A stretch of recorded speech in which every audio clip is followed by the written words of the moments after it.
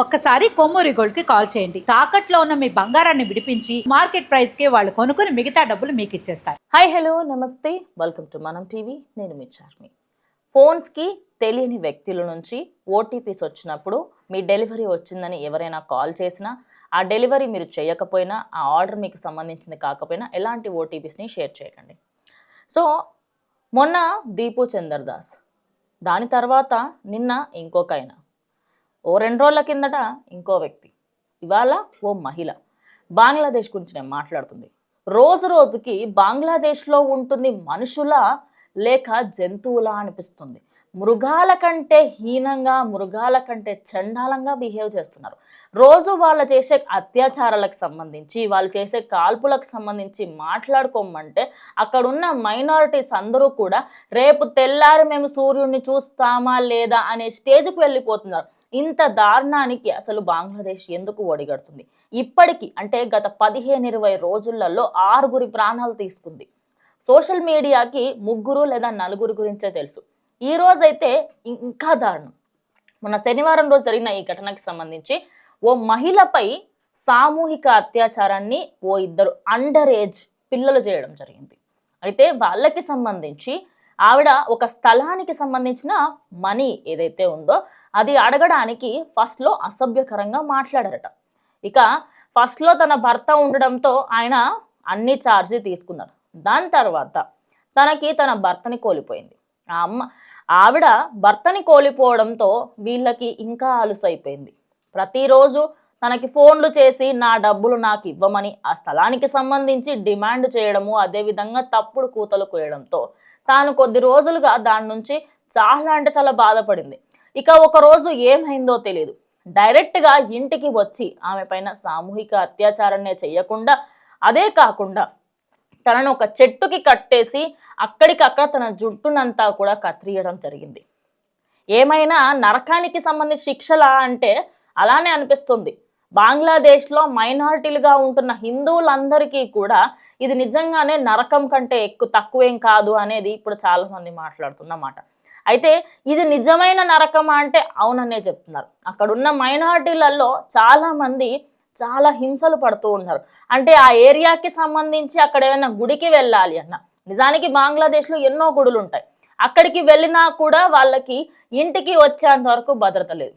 మరి ఈ మహిళకి సంబంధించి తరువాత తాను కేకలు పెట్టడంతో అక్కడ చుట్టుప్రక్కల ఉన్న వాళ్ళంతా కూడా అక్కడ గుమిగూడి ఆమెకు సంబంధించి తనను హాస్పిటల్కి తీసుకువెళ్ళడం జరిగింది. ఇక హాస్పిటల్కి తీసుకువెళ్ళిన తర్వాత అక్కడి డాక్టర్ మీడియా ముందు మాట్లాడుతూ ఫస్ట్ అక్కడ ఏం జరిగింది ఏంటి అనేది మాకు తెలియలేదని, నేనేంటంటే అమ్మాయి అలా కళ్ళు తిరిగి పడిపోయింది కదా ఆవిడ అని చెప్పేసి అంటున్నారు. అయితే 40 ఏండ్ల ఆ అమ్మాయికి సంబంధించి ఆవిడ ఎన్నో సంవత్సరాలుగా అక్కడ ఉంటున్నప్పటికీ ఒక డబ్బు విషయంలో అసభ్యకరంగా మాట్లాడడమే కాకుండా సామూహిక అత్యాచారం చేసి తన జుట్టు కత్తిరియడంతో ప్రజెంట్ ఆమె హాస్పిటల్లో చికిత్స పొందుతుంది. కొంచెం అక్కడక్కడ గాయాలైనాయి అని చెప్పేసి.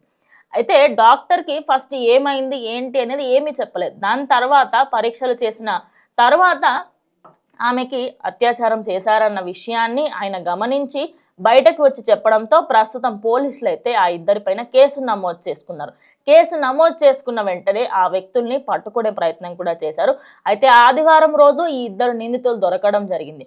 అయితే బంగ్లాదేశ్ గవర్నమెంట్లో ఎవరెవరైతే దీనికంటే ముందు దీపు చందర్ దాస్ పైన అఘాయిత్యాలు చేసిన వాళ్ళు కానివ్వండి, అదేవిధంగా దాని తర్వాత బాంబు దాడులు చేసిన వాళ్ళే కానీ వాళ్ళందరినీ పట్టుకున్నప్పటికీ కూడా శిక్షలు మాత్రం ఏదో చిన్న చిన్న దొంగతనాలు చేసిన వాళ్ళపైన పడే శిక్షలు లాంటివి అక్కడ వేయడం జరిగింది. మరి ఆ శిక్షలకి సంబంధించి ఇప్పుడేమైనా మార్పులు చేర్పులు చేస్తారా?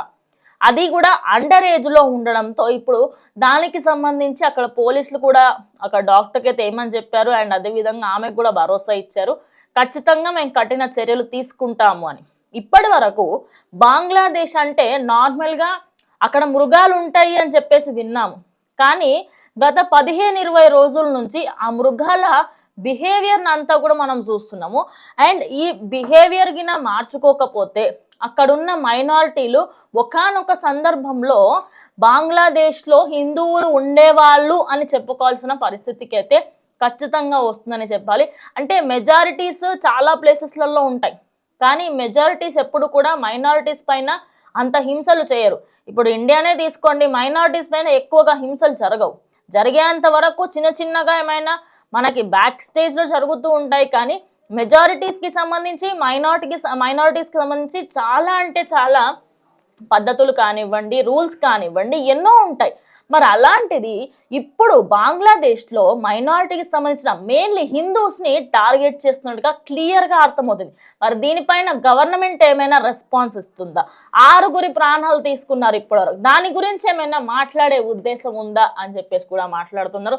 మరి ఇంకా చూడాలి రేపటి రోజు ఎలాంటి చార్జ్ తీసుకోబోతున్నారు పోలీసులు అనేది ఖచ్చితంగా మీడియాకి అయితే చెప్తాము అంటున్నారు. సో ఇది వాళ్ళ వీడియో. దీనిపైన మీ అభిప్రాయం ఏంటో కమెంట్ చేయండి. ఇంకో వీడియోతో మళ్ళీ కలుస్తాం. అంటే కీప్ వాచింగ్ మనం టీవీ.